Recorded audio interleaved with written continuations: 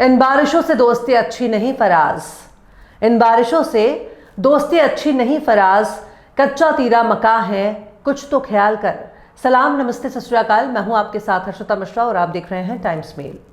इस वक्त middle east में शाम एक ऐसा इलाका बन चुका है जहां हर कोई अपनी ताकत को आजमाना चाहता है, पर शाम पर कब्जे के लिए अमेरिका से लेकर तुर्की तक हर कोई अपना कब्जा जमाना चाहता है।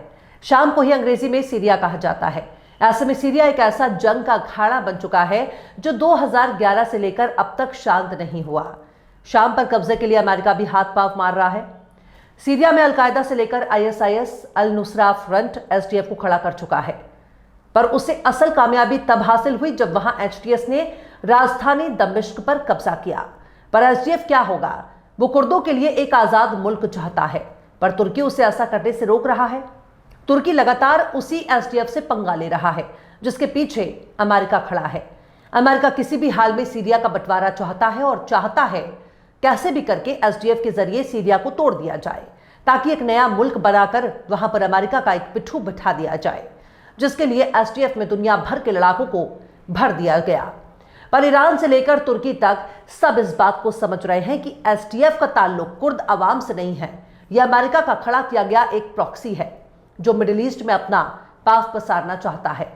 जिस तरह से तुर्की ने अमेरिका के प्रॉक्सी SDF पर हमला शुरू किया, वो न सिर्फ SDF के खिलाफ जंग है बल्कि उसे सीधे तौर पर अमेरिका से जंग माना जाएगा। SDF पर जैसे जैसे तुर्की के लड़ाके हमला कर रहे हैं, वैसे ही वैसे अमेरिका से लेकर इजराइल तक हड़कंप मचा हुआ है। इजराइल और अमेरिका दोनों ही इस बात को समझ रहे हैं कि आखिर SDF के लड़ाकों को उसके साथ क्या रिश्ता। अमेरिका ने तुर्की को नाकाम करने के लिए फ्रांस को आगे खड़ा कर दिया ताकि SDF को पीछे हटने की जरूरत ना पड़े।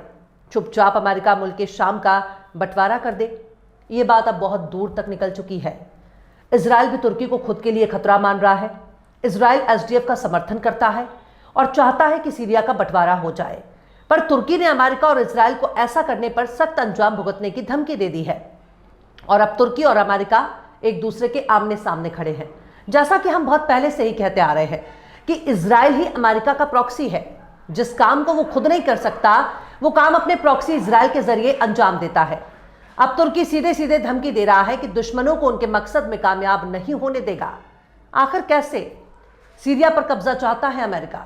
आखिर कैसे सीरिया तोड़ने पर आमादा हो चुका है अमेरिका का प्रॉक्सी? आखिर कैसे तुर्की ने फ्रांस से लेकर अमेरिका और इजराइल तक को दे डाली धमकी? बताएंगे आपको और भी बहुत कुछ। पर टाइम्स मेल के तमाम दर्शकों को सूचित किया जाता है कि अब टाइम्स मेल के ज्यादातर वीडियो हमारे दूसरे चैनल टाइम्स रिपोर्टर पर आएंगे। टाइम्स रिपोर्टर की स्पेलिंग आपके स्क्रीन पर नजर आ रही है। आप यूट्यूब में टाइम्स रिपोर्टर लिखकर सर्च कर सकते हैं। जल्द से जल्द टाइम्स रिपोर्टर को सब्सक्राइब कर लें और बेल आइकन के ऑल के ऑप्शन वाला नोटिफिकेशन बटन भी प्रेस कर दें, ताकि नए वीडियोस की नोटिफिकेशन आपको मिलती रहे। लौटते हैं आप खबर की तरफ। इस वक्त तुर्की और अमेरिका बीच SDF को लेकर जंग के बादल मंडरा रहे हैं। सीरिया में मौजूद हथियारबंद संगठन SDF को तुर्की आतंकी संगठन मानता है, पर अमेरिका उन्हें अपना समर्थन देता है। हथियार, ट्रेनिंग, गोला बारूद देकर अमेरिका इनकी मदद करता रहता है। चूंकि SDF ने सीरिया के तेल वाले इलाकों पर कब्जा कर रखा है, इसलिए अमेरिका उनकी मदद करता रहता है। पर जब से फ्रांस ने अपनी सेना को सीरिया और तुर्की के बॉर्डर पर तैनात करने का फैसला किया है, तब से ही तुर्की तमतमाया हुआ है। अब तुर्की ने फ्रांसीसी सैनिकों को तैनाती के प्रस्ताव को पुरजोर मुखालिफत की है, ताकि SDF के साथ जंग खत्म करके एक सुरक्षित इलाका बनाया जा सके। तुर्की के विदेश मंत्री हकान फिदान ने जुमे के रोज इस्तांबुल में एक लाइव प्रेस कॉन्फ्रेंस के दौरान कहा कि अमेरिका के समर्थन में सीरिया में मिलिट्री ऑपरेशन में भाग लेने वाले कुछ छोटे यूरोपीय देश कुछ मुद्दों पर बोलकर अपने मतलब साधने की कोशिश कर रहे हैं, लेकिन इससे उन्हें या इलाकों को फायदा नहीं होगा। हकान फिदान ने कहा कि हम उन देशों के साथ बातचीत नहीं करते जो अपने एजेंडे को आगे बढ़ाने के लिए अमेरिका के पीछे छिपने की कोशिश करते हैं। तुर्की ने चेतावनी दी है कि अगर कुर्द YPG मिलिशिया ने तुर्की की मांगों को पूरा नहीं किया तो वो SDF का नेतृत्व करने वाले कुर्द YPG मिलिशिया के खिलाफ पूर्वोत्तर सीरिया बॉर्डर पर हमला करेगा। फिदान ने दोहराया कि अमेरिका के समर्थित SDF के विदेशी लड़ाकों को कुर्दिस्तान वर्कर्स पार्टी PKK के कार्यालयों के साथ देश छोड़ना होगा, भले ही वे सीरियाई नागरिक ही क्यों ना हो। तुर्की YPG को PKK का विस्तार मानता है, जो एक कुर्द उग्रवादी समूह है जिसने तुर्की के खिलाफ बीते 40 वर्षों से जंग छेड़ रखी है। हालांकि फ्रांस सरकार ने सार्वजनिक रूप से तुर्की सीरियाई सीमा की सुरक्षा का प्रस्ताव नहीं दिया, लेकिन फ्रांसीसी राष्ट्रपति इमैनुअल मैक्रों ने इस हफ्ते के शुरू में कहा था कि पेरिस एसडीएफ का साथ नहीं छोड़ेगा, जो सीरिया के 13 साल में चल रहे गृह युद्ध में शामिल कई गुटों में से एक है। उत्तरी सीरिया में कुर्द प्रशासन के विदेश मामलों के सह अध्यक्ष इल्हाम अहमद ने इसी हफ्ते TV5 मॉन्डे से कहा कि अमेरिका और फ्रांस असल में पूरे बॉर्डर को सुरक्षित कर सकते हैं। हम इस सैन्य संगठन को ये जिम्मेदारी सौंपने के लिए तैयार हैं। हालांकि तुर्की के अधिकारियों ने अमेरिकी निगरानी में उत्तरी सीरिया के शहर कोबाने को सैन्य मुक्त करने के एसडीएफ के हालिया मांग को भी खारिज कर दिया है। तुर्की के विदेश मंत्री हकान फिदान ने कहा कि तुर्की सीरिया पर फ्रांस के बयानों को तब गंभीरता से लेगा जब वो सीरिया में अमेरिका की मदद के बिना ही मिलिट्री ऑपरेशन चलाकर मिलिट्री बेस बनाकर कब्जा करने के लिए तैयार हो। फिदान ने कहा कि अगर फ्रांस सीरिया में कार्रवाई करना चाहता है तो उसे सबसे पहले अपने उन नागरिकों को वापस बुलाकर जेल में डालना चाहिए जो सीरियाई कैंपों में बंद आतंकवादी हैं। आप अपने बंदियों की जिम्मेदारी लेने से इनकार करते हैं, जबकि उन्हें जेल में बंद करने वाले आतंकवादियों का समर्थन करते हैं। ये रुख हमें कबूल नहीं है।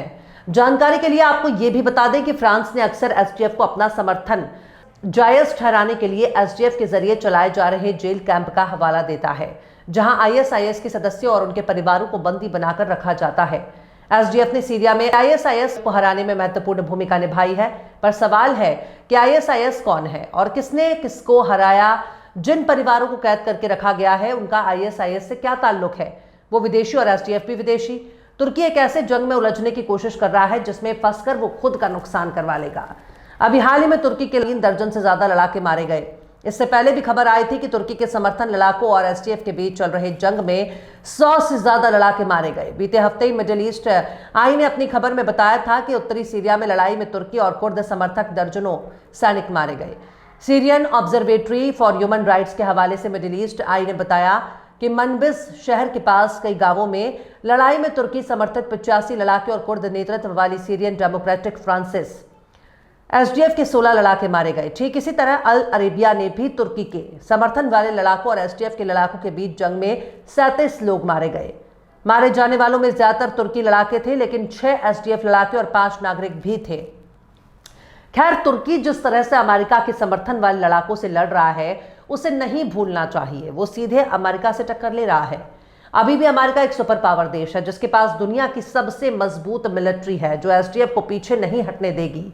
एसडीएफ से लड़ने के लिए उसे सबसे पहले फिलिस्तीन के लिए इजराइल से लड़ना होगा ताकि ईरान जैसे देश उसकी मदद कर सके, वरना अकेले लड़ने के चक्कर में तुर्की अपना ही बेड़ा गर्क कर लेगा।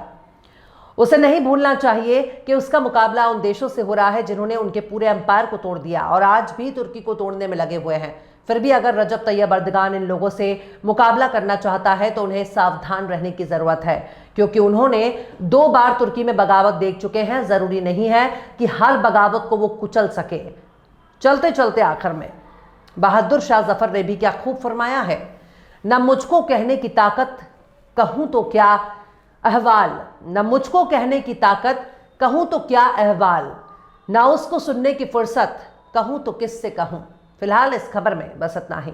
इस खबर को आप हमारे साथी शम्स तबरेज़ की कलम से सुन रहे थे। आपको कैसा लगा कमेंट बॉक्स में जरूर बताइए।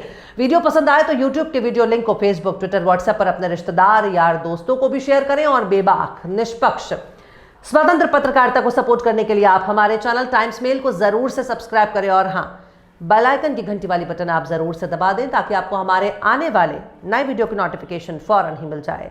फिर मिलते हैं किसी और वीडियो में एक नई खबर के साथ। हर्षिता मिश्रा को दीजिए इजाजत। जय हिंद। अगर अभी तक आपने हमारे चैनल टाइम्स मेल को सब्सक्राइब नहीं किया है तो जल्दी से सब्सक्राइब कर दें और बेल आइकन भी प्रेस कर दें।